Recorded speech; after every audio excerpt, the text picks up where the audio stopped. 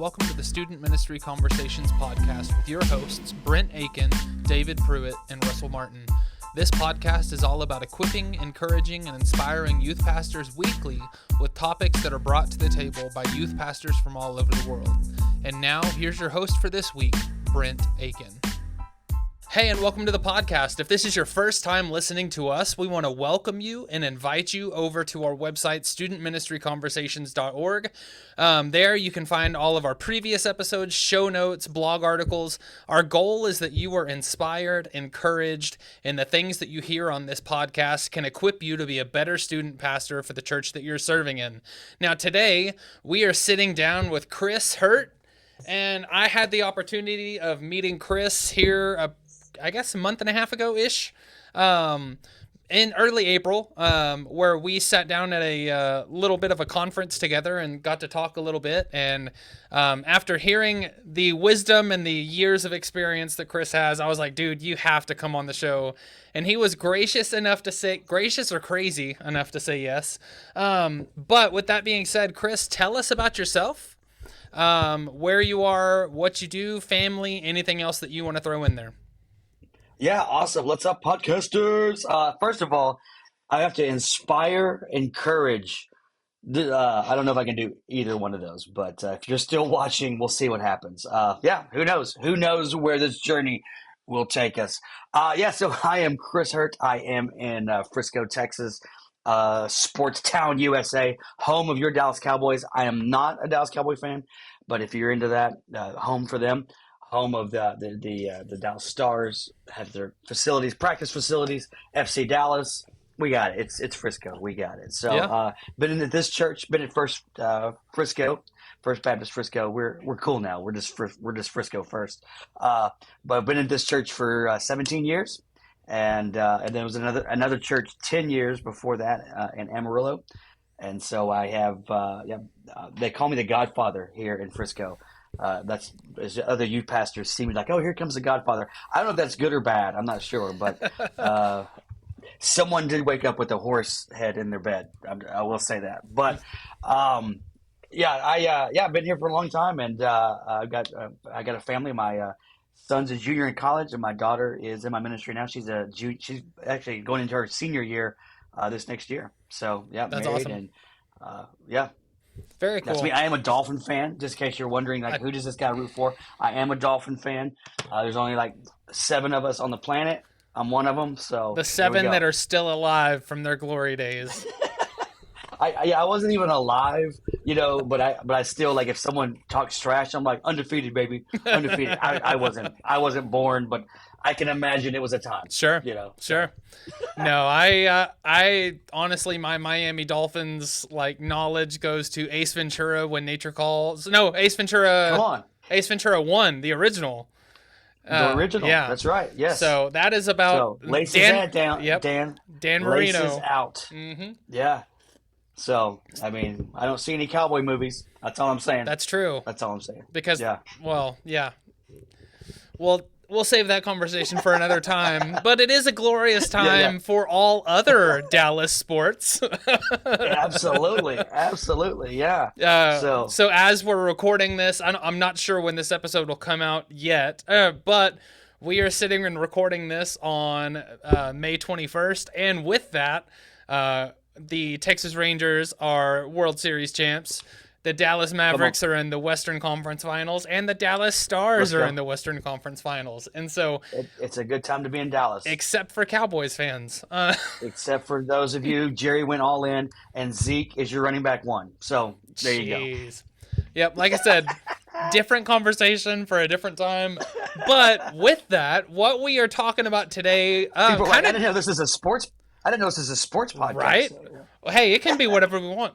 But with that being said, the topic for today does kind of go with this, and You're like, wait, sports? No. It's just finding joy in pretty much anything and everything you can. And for some of those things, it might be easy. For some of those things, like the poor Cowboys fans, it might be hard. But with that, joy is something that we are constantly striving for and trying to find and cultivate joy in the things that we're involved in. And so, with that, today we're talking about just joy in student ministry. And I would imagine that's going to go a couple of different ways with our conversation. But with that being said, you kind of already talked about your experience in youth ministry, but what initially drew you to youth ministry? Yeah, so give you a real short story. I got saved in high school.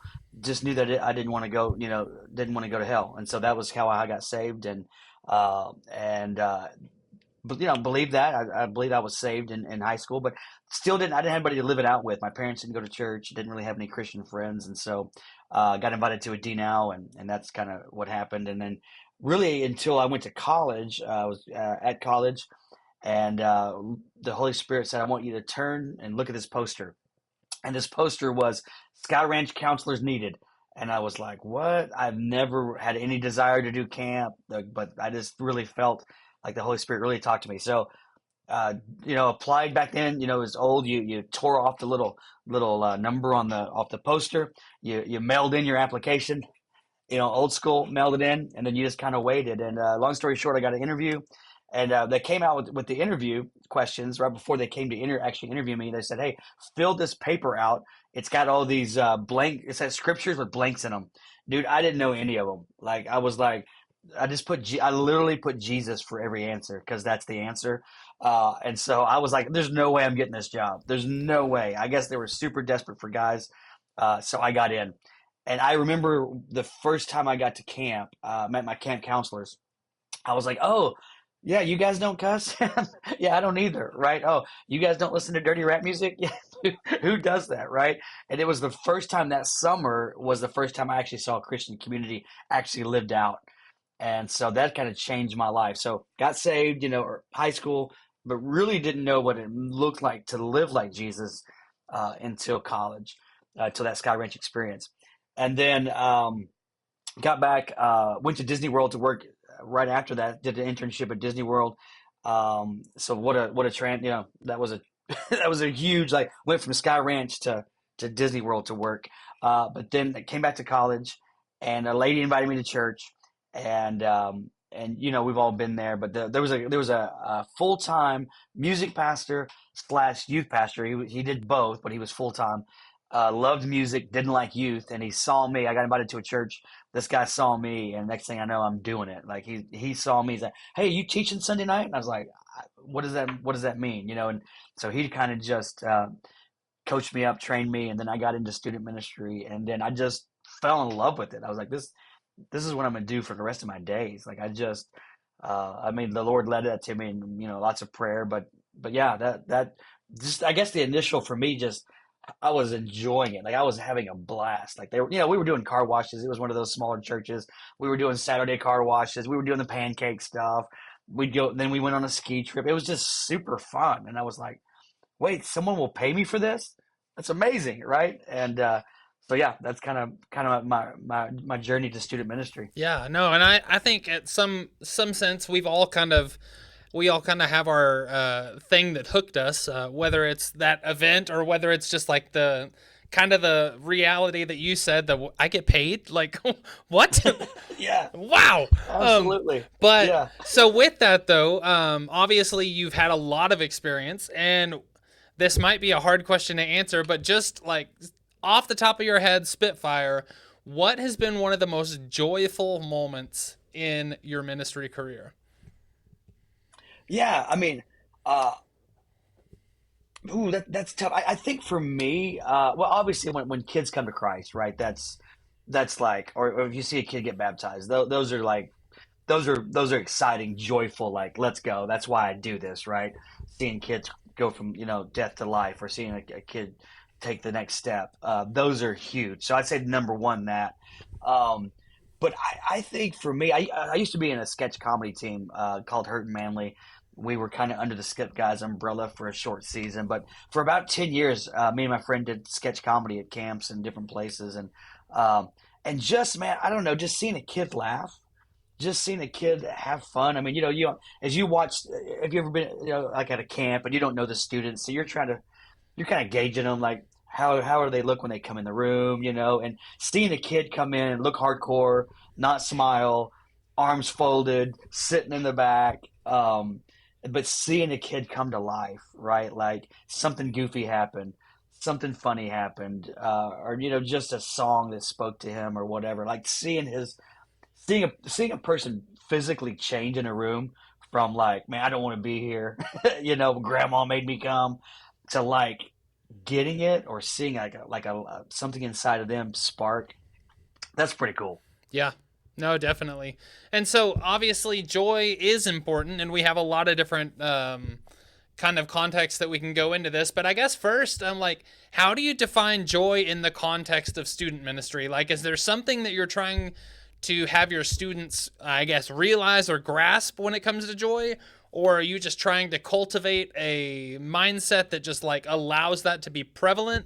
How do you define joy in the context of student ministry?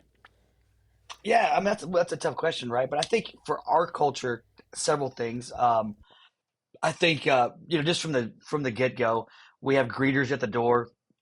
Nothing unusual about that. But we teach our team like, hey, everybody gets a high five. And probably if you're an introvert, you don't want to go through that door. I get that, right? So there are there are side doors that you can go in. But I think for us, right out of the get go, from the beginning, it's like we have signs. We're glad you're here. High five. It's a lot of energy right out of the gate. And that kind of creates like this idea of like, okay, this is gonna be fun. This is gonna be different. I may not want to go in, but I at least see smiles. I see some excitement. Um, I think that, and then from the get go from stage, if they come to our worship service first, it's there's always going to be sometimes it's students, sometimes it's adults, but there's going to be something funny that happens. Whether it's a joke or whether it's we always do a stupid video of the day. That's kind of a something our student ministry's done for years. We always just, and the students help pick it, but it's just the stupidest video of the day. Anything that you watch on YouTube, any of those memes, anything that you think's funny on TikTok, we're like, yeah, that's in the queue. And so we just always every week, hey, it's time for our stupid video of the day, and it's stupid, right? So it's just a way. And then there's always a game, which is people. I know people do this, not anything out of the ordinary, but I think it's just a way for us. Hey, we're gonna have fun, like from the beginning. This is going to be an enjoyable experience for you. Um, so yeah, and just I mean, I guess the stupid video of the day is kind of one way we've set that culture. But I think just smiles and high fives and the music's vibing, and I think it's just like you're gonna walk in the room going, okay, this looks fun, right? And probably a lot of people do that. Nothing out of the norm. Sure. Um, but I think we've kind of leaned in to just, hey, we are the goofy church in town, if that makes sense. I mean, we're not the coolest church in town. We don't have smoke machines, and I don't wear skinny jeans and or any of that. So, but we just kind of are the fun group. Like if you ask in our city, like, hey, who's the fun group? It'd probably be us. Uh, not that we don't ever talk about serious things. Of course we do. Of course, worship is we sing, we worship, we do discipleship, and I say all this to say, I guess we've just kind of really leaned into that of like, hey, we're gonna be goofy. I'm gonna get up and say stupid things, because I want there to be some laughter in the room.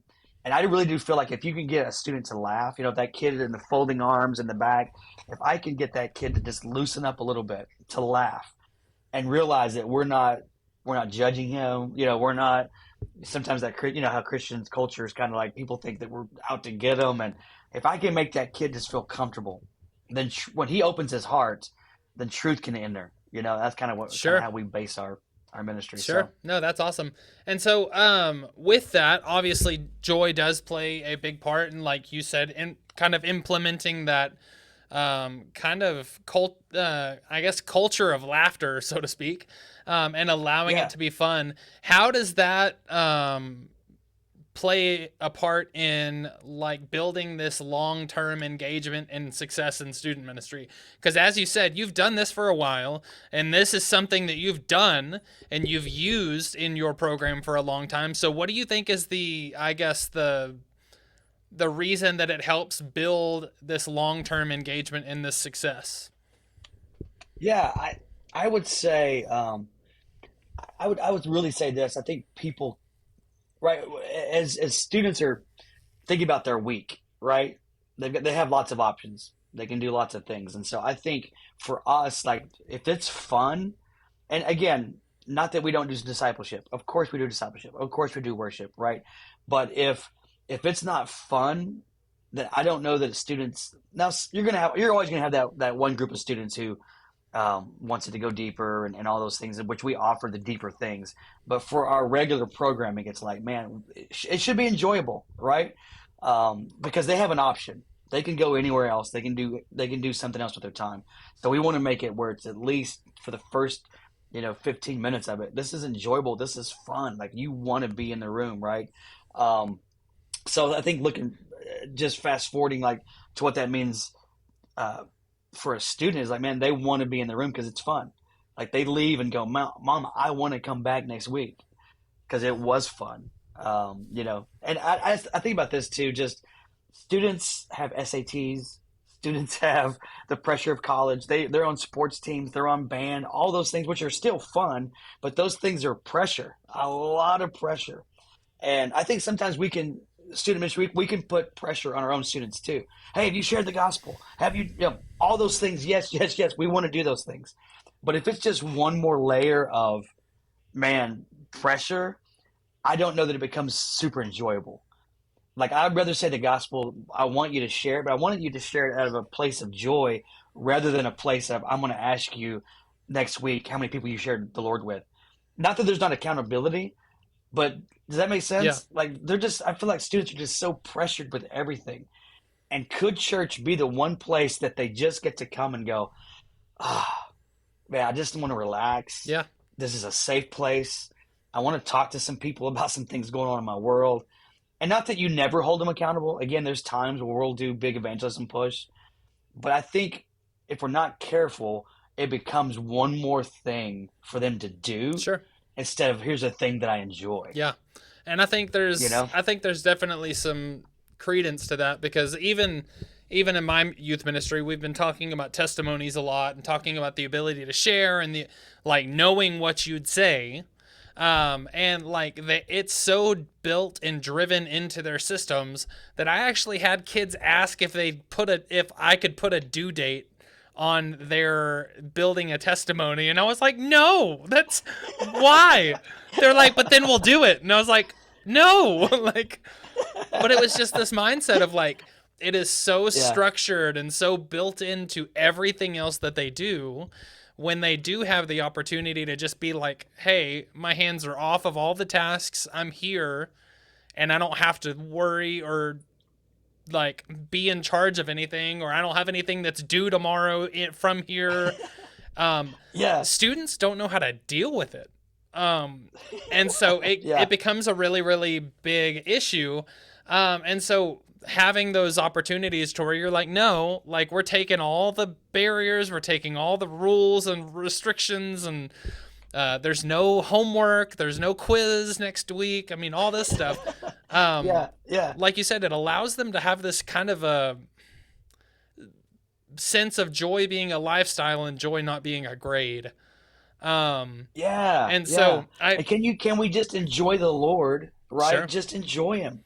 Like when you worship, man, you're just enjoying him. I'm not watching you, grading you. Like this is a time for you to enjoy it. And out of joy comes, hey, I'm going to have a conversation with my friend. sure. Like, and instead of out of a place of guilt and obligation, like, hey, share it. Yes, I want you to share it, but I want it to be a natural out of who you are Yeah, yeah, definitely. because you're enjoying the Lord. Yeah, and I think that is very, very important. But obviously, when we're trying to display this and like build a culture around it, one of the main things that we have to do is we have to be modeling that ourselves, and we have to be a good representation of what that looks like. That students can see first and foremost that not only are we talking about this, but we can actually live it out too. And so ministry can be challenging though. So how do you find and Oh, maintain amen. joy during those difficult times? Yeah, I mean, obvious answer, but joy comes from the Lord, and so obviously a relationship with Him first and foremost. And often when I'm not in the Word, when I'm not doing it myself, things get out of line, right? I know that, oh, this person bugged me a little more, those kind of things. So obviously that. But the second thing I think, man, is the conversation started this way with when we talked, but we get to do this for a living, right? Yeah. And I think you just wake up every day and go, man, I get to do this. I get to, man, tonight I get to go to a volleyball game, and I'm not necessarily getting paid for that, but I am getting paid for that, right? I am, man, I'm getting to go to camp this summer. I'm getting to go to mission trips this, like Yeah. I'm getting to just do this, and so for me, I think it's just a reminder of like, man, go go talk to some corporate people and find out how their world is. Yeah. Some of them enjoy it, right? Some of them do, but a lot of people don't. And Yeah. so I would just lean into like, man, like, and even on those hard days, right? Ministry is hard. It's not all joy. You're gonna have to do funerals. You're gonna have to do the hard stuff. But that's the joy, right? And I just think, man, I get to do this. That's crazy. I get to make a difference in a student's life that's going to last eternity if Yeah. they if they come to know Christ. What the things that we're teaching, if they'll grasp onto it, and it's going to change them for life. And so, dude, no other no other job gets to do that. Yeah. Yeah, and so I mean, obviously, with this though, I think a lot of youth pastors. I'm not going to say necessarily it's a black and white spectrum because I do believe that there are some in the middle trying to battle and figure out how to do this. But what advice would you give to other student pastors that are struggling to find joy in their work? Yeah. Oh man. I would say, well, I would say this, and Bob Goff says this, but he says, find what you love and do it. So I would say, hey, if you love fishing, like do more fishing. Just take some students with you, right? Like if you love video games, cool. Like go play some video games with some kids. Like you're gonna have to find what you love, right? And do more of that. Yeah. Um, like in our context, we make stupid videos all the time, and they're just dumb, and they're YouTube, and they're whatever, and we just invite kids, hey, come up and film these with us, or whatever. So if you're struggling where you are, find what you love to do and lean in on that. And again, if discipleship's not just sitting down in the church room reading together. Like take someone fishing, take someone whatever it is you love doing. If it's disc golf, go disc golf. Now make sure your pastor knows where you are and what you're doing, but Yeah. you're just not constantly playing disc golf. But find the things that you love doing and take students with you is what I would say. Sure. No, the intentionality behind that is great. And the thing is I think a lot of times, and I've heard this early on in my youth ministry, and I really felt like this is something that's kind of stuck with me, is a lot of times youth ministry is not a, like, you get to see the reward system. We talk about that all the time. I mean, you talk about the planters, the sowers, and the harvesters. And so, like, with that, though, like, we see this mindset of where, like, a lot of times we're planting the initial seed or we're the ones watering, but we don't get to see the harvest most times. And so they said a lot of times this is a job or this is a profession where we don't get to see the finished product. We might get to Yeah. see it 10, 15 years down the road. We might get to see it through a thank you note that we receive.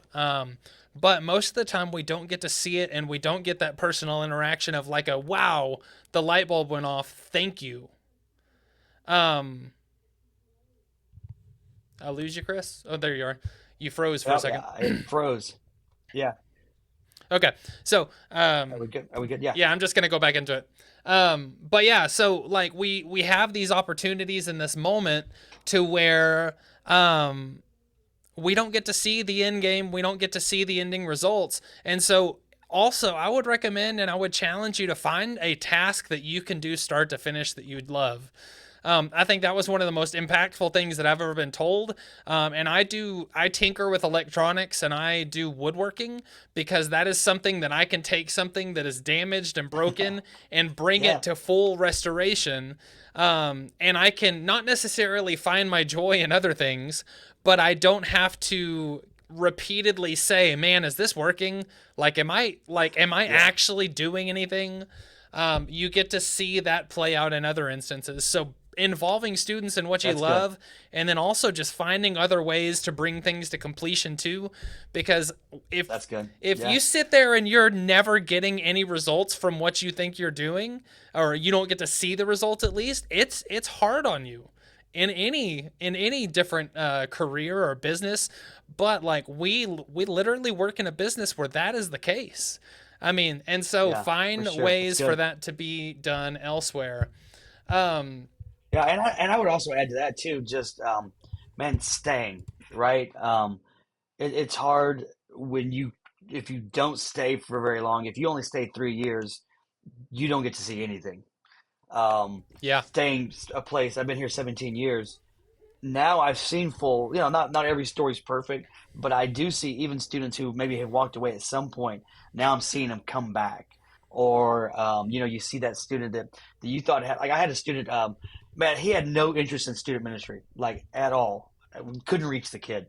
He came home for Christmas. He's been on 3 mission trips. Someone got hold of his heart in college, and he was so excited to tell me all the mission trips that he's been on. And so, like, there's just value in like staying. I think yeah. too. And again, I'm not going to see everyone's finished story, but if I only stay 3 years, I'm not going to see anybody's. So I think longevity is one of those joyful things that you do. If you'll hang on, you'll get to see some cool things happen. Yeah, well, and we're also talking about, I mean, you brought it up earlier, this idea of like cultivating this culture of joy.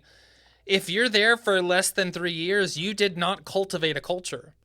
Like you were Yeah, you were a small blip in the radar when it comes to the life of these students. And so if you're not there for the long run and you're not there for the long haul, like whatever culture you try to set up is not going to work because you have to be there for long, like yeah, for longevity in yeah, order to see that actually play out. You have to have people behind you that are actually building it with you. You have to have buy-in from adults and parents and students.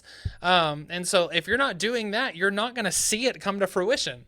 So yeah, longevity is a good one. And I think that longevity is one of those things that we come back to a lot, but I think it's really, really important because a lot of times, I think as youth ministers, we see this like mindset of like, oh, well, I only get this right now.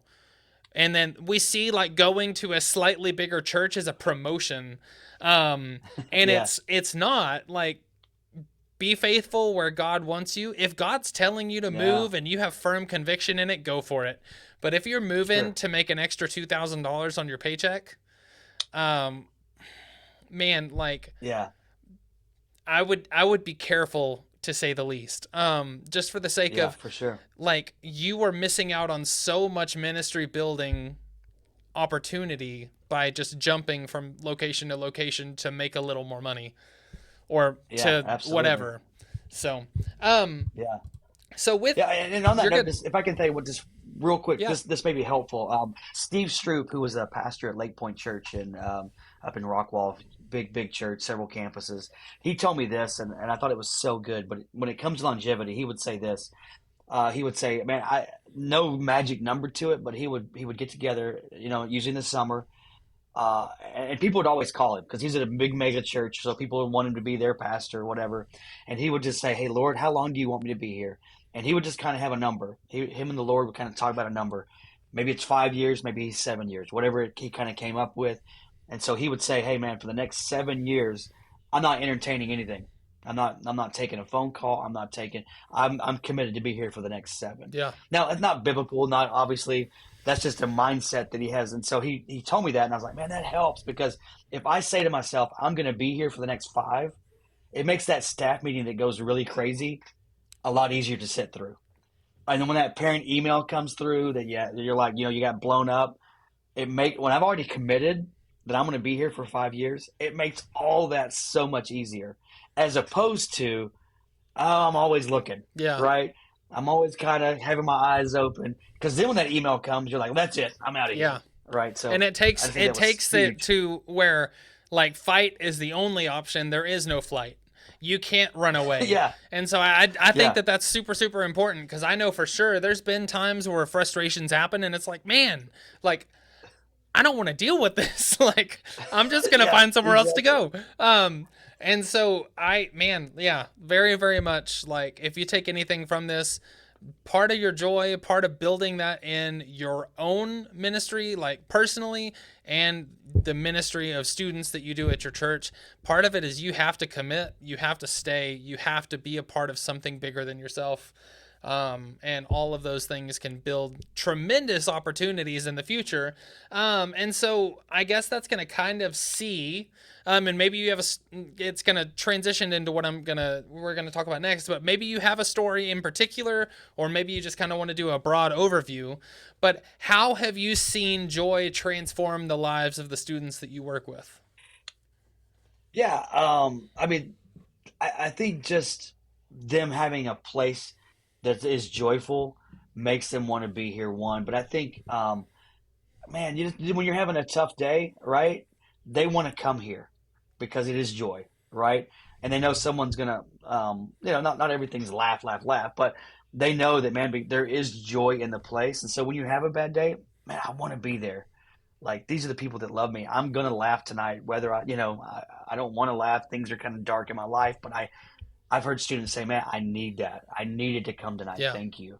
Um, and because it is a place of joy, and so I know that, and I can come here and just for a moment, just get away from it all, the drama of whatever's happening in my world. I know I can come here with some people who love me and care about me, and Yeah. so I think I hear that a lot. People go, "Man, I didn't want to come tonight, but I knew that I needed to come, and I'm glad I did Yeah. because I had a great Well, and time." I think that You goes know? beyond even students. I think like I've had this conversation with volunteers before where it's like, hey, I want to thank you for being here for the past 3 years and working every single Wednesday night.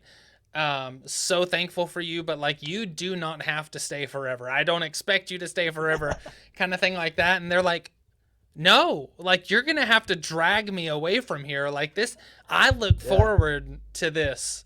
Like this is the highlight of my week, getting to come up here and pour into the hearts of students. Like you're gonna have to pull me out because I'm never leaving, kind of thing. And like so, I think a lot of times, you talk about students, but I think. Volunteers, whether they're college or adults, very, very much have the same feel and the same kind of reaction when it comes to this. Is they're like, no, this is important. Like, I need this. I need to be here. I want to be here. And just, it's a great, Yeah. great thing. Yeah, and one of the things just on that note too, I think that transformed for us is we try to have volunteer meetings, and no one wanted to come to those, but we changed it and we were like, hey, we're gonna play nine square, just the adult leaders, and we're gonna have ice cream tonight. Oh, and by the way, we're gonna talk a few things, right? Uh, they, our attendance jumped up, so they're like, we're gonna play nine square, like let's go. Like the kids won't be there, sweet. Like so we've been doing like the things that we would do in a youth group just with our adult volunteers, and they love it. They're also life is heavy, right, Yeah. for everybody, especially if you're an adult. You got mortgage, you got kids. So we saw just an uptick of them going, dude, we want to have fun too. Yeah.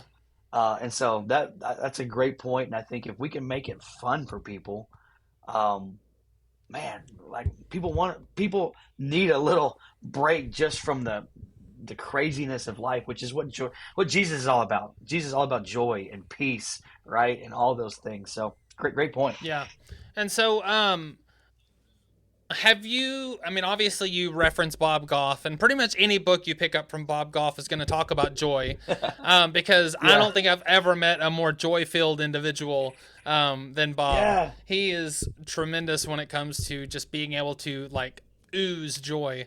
But are there Yeah. any specific resources or books or tools that you would recommend about fostering joy in ministry that you have used in the past or looked at? And then also, I Um, guess, practical tips that you would offer to student ministers that are trying to cultivate this in their own ministry.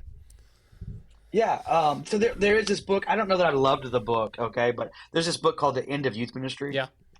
by Andrew Root. Uh, the title sounds exciting. It's not a great read, but one of the things in this book, and he did a lot of research with a lot of students, but one of the things in the book talked about maybe the purpose of youth ministry. This is just his take. The purpose of youth ministry, maybe it is joy. Yes to discipleship, yes to all the things that we do, but maybe his point being that joy is just kind of missing. So that's one book that maybe I'd point you to that kind of talks about that. Um, but yeah, to your point of like just listening to people who inspire me. I mean, I love listening to Bob Goff. Like he makes me mad because I'm like I can't do any of the things you're doing, but I love that inspirational stories, right? Even Francis Chan to a point. When you listen to Francis, there's just a joy about him, and then he prays, and then crazy things happen, and you're like, man, he's just funny. So I would say listen to communicators who you enjoy, who are fun, and maybe kind of maybe you're listening to this and you're not very fun. That's okay. You can still put elements of fun in your ministry. Ask your students. Let them lead the game. I would say we try to give our students, they MC all of our games. We put them up front. Some weeks it's better than others, right? But we kind of let them be the fun factor in the room. So I'd say let students lead, let them get up there, um, let students share their testimonies. There's always fun in that because they're students, right? They're not perfect communicators, so they're gonna mess up. They're gonna a lot of times you'll have students get up and laugh and share a story. So I would say use students a lot and just let them be who they are. Um, and do there's this whole argument, right, between I went to a youth conference a while back and they were like, students are sick of games, and I'm like, okay, I hear that. And then on the other end, I talk to my students, and they're like, no, we love the games. So I just think it's both, right? We can have fun and build disciples all at the same time, right? There's not a either or, and I feel like even everything's divided in our world, Sure. right? Everyone, my opinion's right. Yeah. And I'm like, well, I've talked to my students. They want the games, so we're going to do the games. Not every student, right? You may talk to one student who goes, man, I don't want to do the games. Great. You don't have to participate.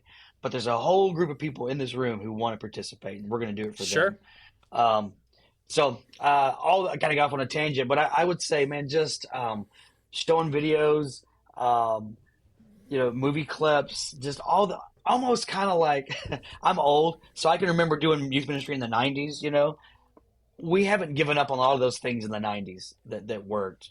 Movie clips and letting students lead and those kind of things. So um, yeah, I would just say, man, have some fun at some point in your service. I know a lot of people do, but I went to a student ministry recently, and it was from the get go. It was prayer and they got into worship, and there was a pretty serious message, and it was good. I'm not saying that they're doing it wrong. I'm just saying we can do both. Sure. Yeah. No, and I think So that there's a place. And I think it's all behind the intentionality of it, though. I think there has to be a mix, like you said. And there has to be time for both. And if you get to where you're just the fun youth group, you're not doing it right. And if you're just doing yeah, the serious aspect of everything, you're missing that too. Um, yeah, for sure. so Yeah, so I'd say this again. If you're listening, like, oh, all he does is fun. No, not at all. We do discipleship groups. We do, we have life group leaders who do life with students. Our worship is, if students worship in the room, but we also are going to have fun, right? I think it's like exactly what you're saying. It's both. We're going to have some fun, and then we're going to shift gears, and then we're going to do some serious things. But yeah, it's definitely. So a few more questions at least, and then we'll kind of yeah, jump into the final thoughts. How has your understanding of joy evolved over your, you said like what, 30-ish years of youth ministry? yeah, 30ish years. Yeah, yeah. Yeah, I think it goes back to what you just said, intentionality. Like, I think young youth pastor, you would do the games just because that was what you would do, right? It was just like, I mean, back in the '90s, that was the kind of the formula. Now it's a little more thought through. Like, hey, does the game have a? Sometimes it does, sometimes it doesn't. But I think it goes down to why are we doing the game to begin with? Are we just doing it just to do it? And again, knowing the purpose of why you do what you do is so important. So for me, I would say we do it because we're trying to open up that. We have a lot of guests, we have a lot of people who come. We're trying to get to that kid, arms folded in the back, that doesn't want to be here. That's who we're trying to reach every week, at least for the fun part. Sure. And then when it comes to the serious part, I'm trying to reach the kids who, I'm trying to reach everybody in the room, I guess. So I guess the intentionality has changed from we know why we do it now instead of just we always do a game. Yeah. No, but why do we do the game? We do the game to make somebody laugh so that they'll open up, right? It's kind of so I would say I've learned the intentionality of why we do what we are doing. Yeah. If that makes sense. Sure. Yeah. No, I think that works. And then I guess just to kind of paint the big capital C church picture of too, because youth ministry is a part of a church. So how can the broader church community support and enhance the joy that is trying to be cultivated in student ministry? Yeah. So that's tough, right? Because Yeah. sometimes you go from student ministry and then you go to the big church and then like, hey, this is not fun anymore.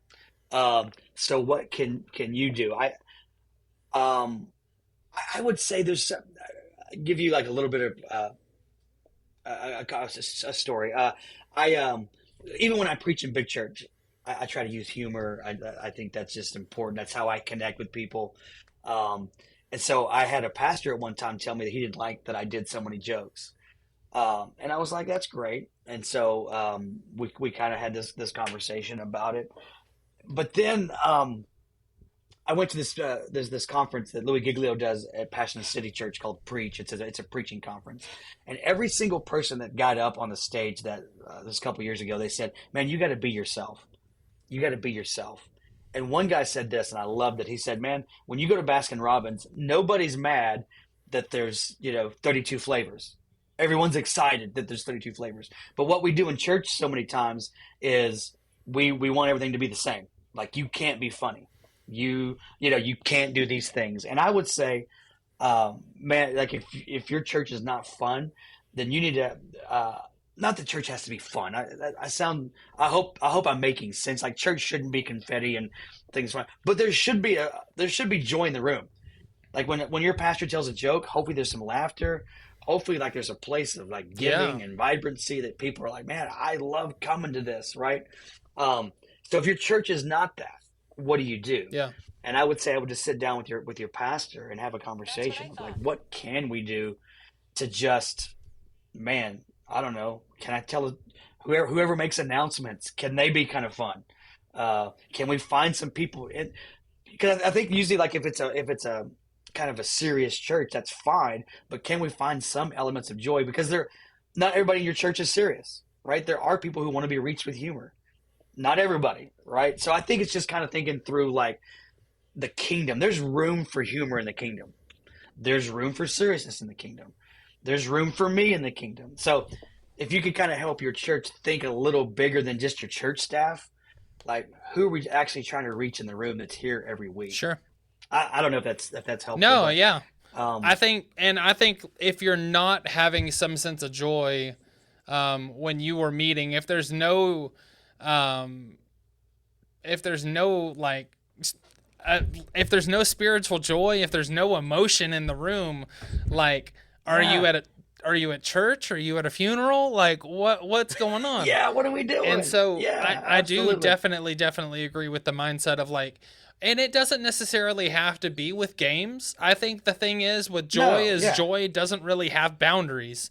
And so like joy can be an upbeat and positive and just like the real fast paced worship songs that are like jumping and yeah, goofing off. absolutely. You can find joy Yeah, in that. You can find joy in hanging out with the kids, just randomly playing pool or doing whatever. It doesn't have to be an organized game. But then yeah, also like absolutely. you can use whatever you want to cultivate that joy. But the question is I guess two questions that you need to ask yourself is what are you trying to do, and are you allowing other people to evaluate it? Because if you think it's bringing joy, but everybody else is like, like, Woo. man, like, Yeah, this is cringy. yeah, Make it stop. Yeah, you think this is good, like, ugh. Um, but a lot yeah, of times we as leaders get into that rut, to where we're like, man, like this is great, like everybody loves it, and then like months later, everybody stops showing up, and you're like, wait, I thought y'all loved this, and they're like, no, like we didn't at yeah. We. all, like so. Yeah, Uh, absolutely. you have to you have to be mindful and assess the ways that you're bringing in joy, taking inventory of what opportunities you have and how you're trying to instill joy or cultivate joy in your culture. But then also you need to be asking questions regularly of like, hey, is this working? Like, make Yeah, sure that you're not the only one in the room that thinks your idea was a good idea.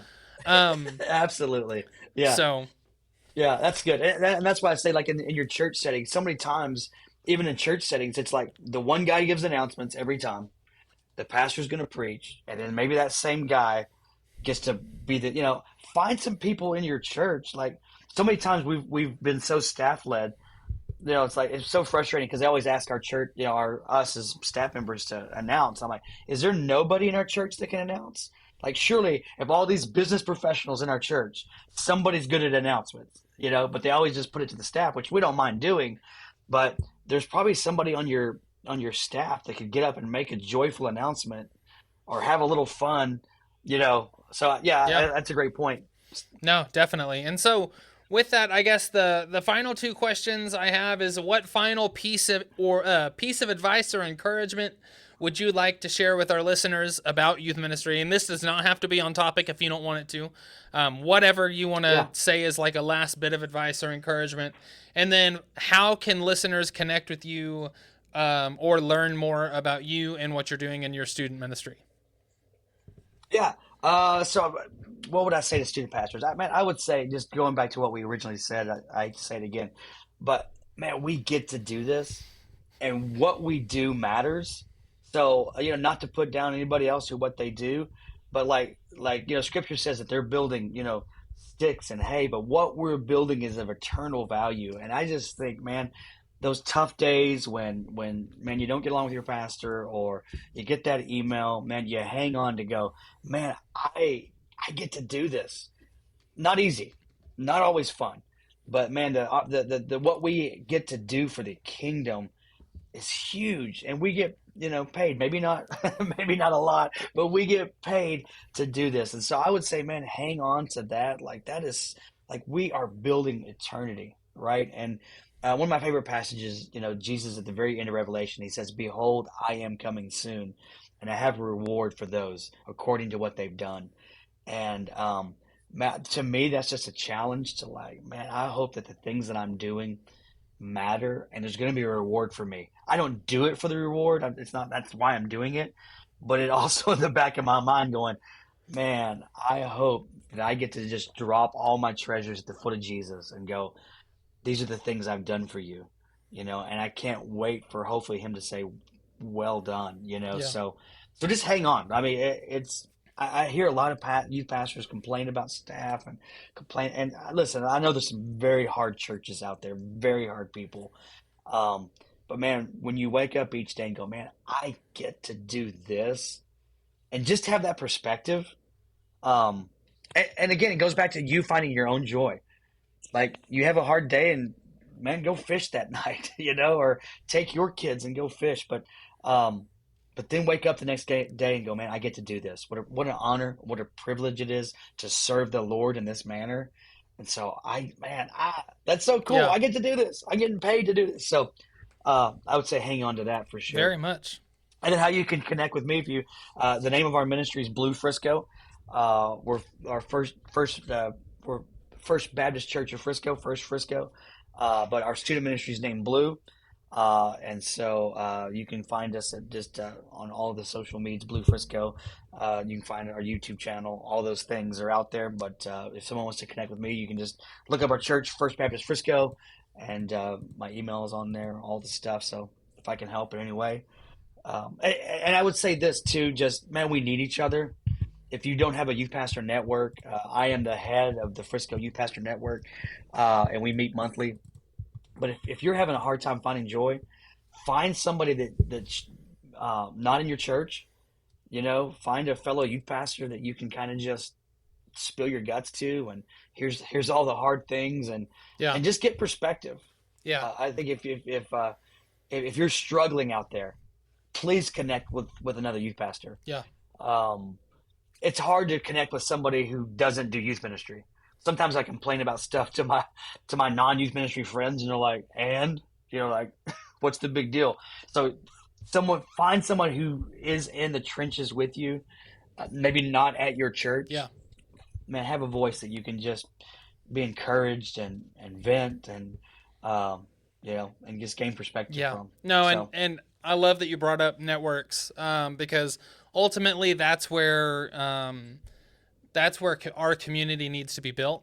We need to surround ourselves with people that are not only in the trenches, but can understand what we're doing, can understand how important it is, but then also have the same struggles, have the same joys, where you can celebrate and kind of mourn those different things together. And so with that also, though, National Network of Youth Ministry, that's what Chris is talking about. That's what I'm doing as well. And so with that, get on. If you don't have a group, go to nnym.org. You can search where you are, and they will tell you where the closest network that's known to you is. And if there isn't one, there's an option to say, hey, I want to start one, and you can start it and start building that network and that community of youth pastors in your area. But more than likely, I would start it if there's not one, and then I would literally just go to every church in town and just be like, hey, is the youth pastor here? Can I meet them real quick? Just so you have that face-to-face familiarity, and start building that network where you can support each other and you can encourage and uplift one another as you are ministering to students and changing lives. So very, very important. And you could probably testify to this, but that's one of the highlights of my month is when we all get together. Yeah. Right. It's like, oh man, my people, my tribe, we're getting together. Right. It's such a highlight of mine that we meet twice. Okay. Let's go. So we meet twice a month, and we do find those people. Mm-hmm. Yeah. We do coffee 1 week a month, and we do lunch 1 week a month. And so, finding those people to where you can just talk through the highs and the lows, the goods, bads, uglies, all those different things, and just share life together is really, really important. And so, absolutely. Yeah. Well, that is all we have for this show. If you're a frequent listener of our podcast, all we ask is that you do your part to get our podcast out to the greater student ministry audience. Share our podcast with your youth pastor friends. You can share our podcast overall. You can tag a specific episode that really stood out to you. Maybe Chris's was impactful to you. Either way, be sure to tag us in the post by using @TalkStudentMen. And then finally, if you'd like to be like Chris and be on the show in the future, you can reach out to us on social media, or you can send me an email, brent@studentministryconversations.org. And I'd love to set up a time where we can have you on the show and you can share your heart for youth ministry, just like so many people have already. But man, Chris, this has been a lot of fun. It was a pleasure meeting you in April. It was fun to reconnect. Such a great topic. Should we spell JOY down in our hearts, deep down in our hearts? Man, no. Okay, I was going to say, I will let you take the show, my friend. So either way, no one wants that. All right. Yeah. Either way, whether you are picturing Chris singing joy deep in my heart or not, man, we're excited that hopefully as you're listening to this, you found it impactful. And we can't wait to see you next week. But until next time, have a great week, and keep on doing what you're called to do.